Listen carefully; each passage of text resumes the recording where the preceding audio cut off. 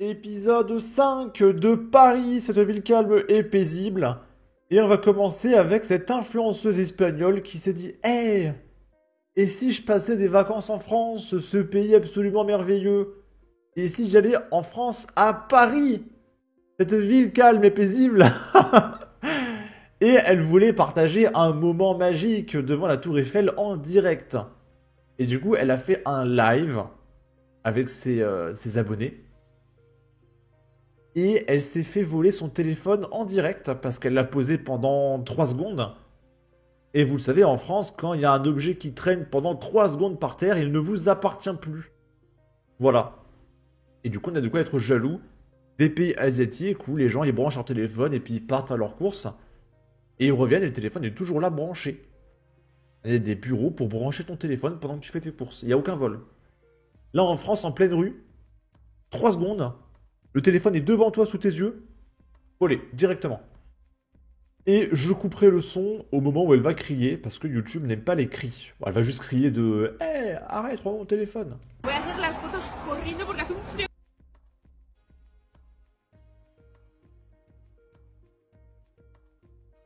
Voilà, et là le mec se barre avec le téléphone, et elle écrit en espagnol de lui rendre. Là, toujours à Paris, il y a une gauchiste. Alors là, elle a le package complet, hein. Elle a la doudoune rose, le petit bonnet, elle a la sacoche et tout, avec un petit goodies yin et yang, avec le Apple attaché à la ceinture. C'est la totale.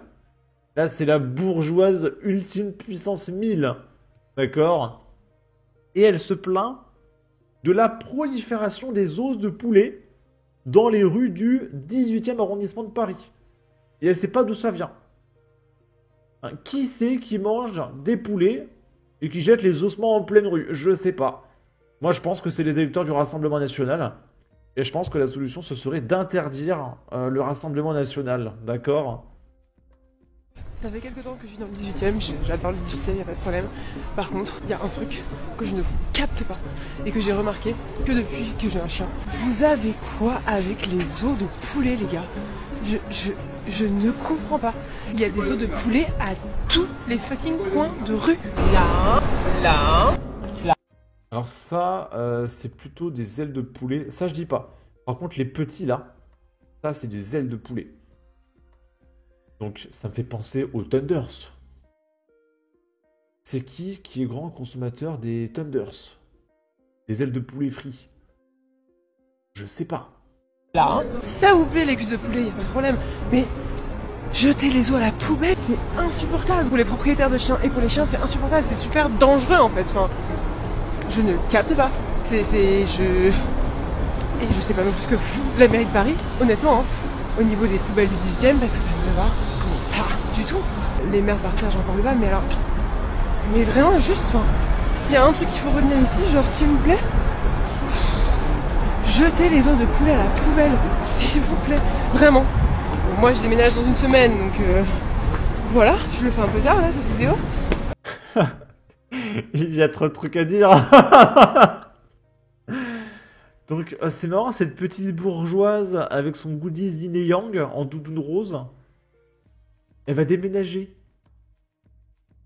Mais je croyais que c'était génial le vivre ensemble et qu'il fallait plus d'immigration. Et bizarrement, dans les quartiers où il y a des os de poulet partout, etc., que ça devient dégueulasse, non, oh non, je déménage. Non, finalement, le vivre ensemble, c'est bizarre. Et puis évidemment, elle continuera de voter à gauche. Évidemment. Et deuxièmement, elle nous dit arrêtez de jeter vos os de poulet par terre.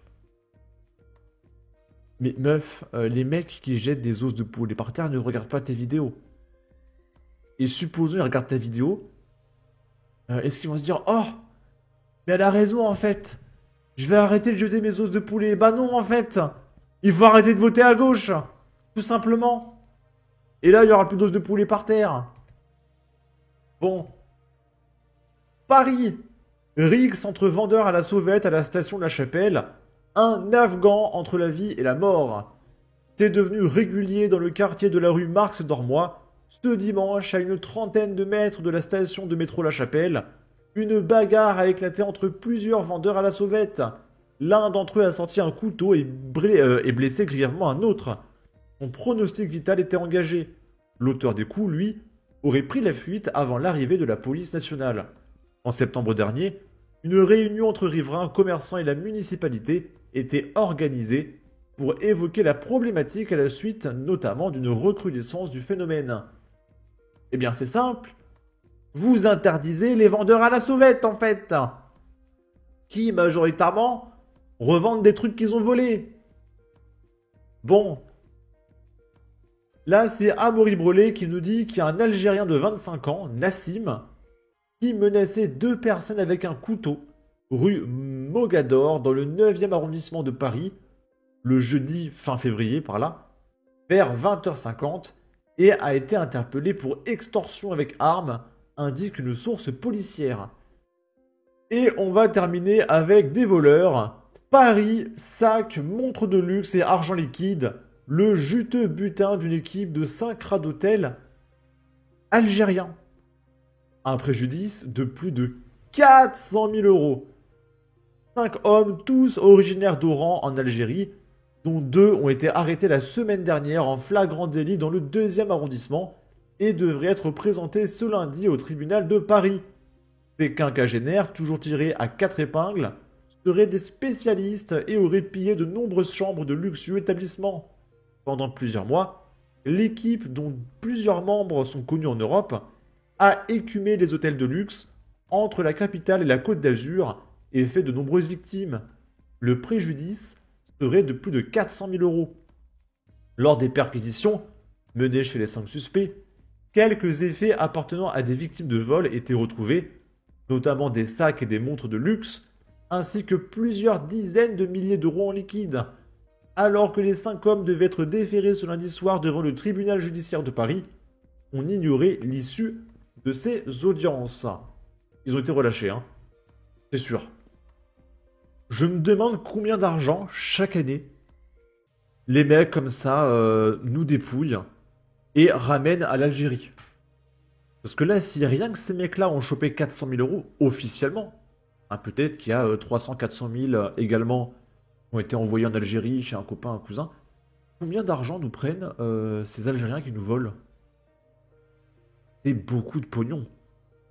C'est beaucoup de pognon. Sur ce, n'hésitez pas à donner votre avis, votre opinion, à partager, liker, commenter, ça aidera au référencement de la vidéo sur YouTube. Abonnez-vous, suivez-moi sur Twitter, prenez soin de vous, salut!